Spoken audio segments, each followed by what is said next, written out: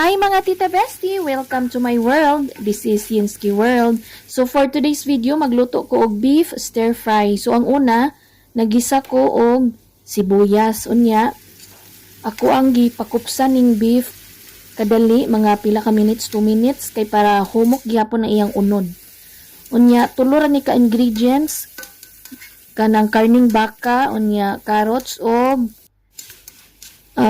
purple nga cabbage. So mo ni ang giuna og kanang prito ang karning baka, unya pag human ana gibutang na tong giprito na nga sibuyas pod, o gibutang na og carrots ana, sagol-sagol, mix ana, ipaluto na siya na og una mga pila ka minutes.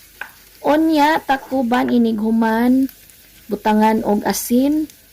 Pag human ana gitakuban na og pila ka minutes pod para maluto ang kanang carrots, gibutangan na og teriyaki sauce, pila ra na para gamay ra kay dili kaayo gananong amo og medyo tamis. Nya pag human luto na ang ahos, gibutangan na og black pepper o gilunod na ang cabbage.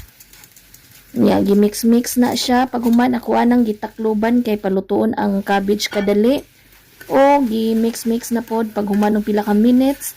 Unya ako ang gitakluban na po nabalik kay medyo gahi pa ang cabbage ana. Pag human nagyablihan na, unya gibutang na ang karning baka. Sulami kayo ni mga Tita Bestie. Gimix-mix na siya after gitakuban na pod.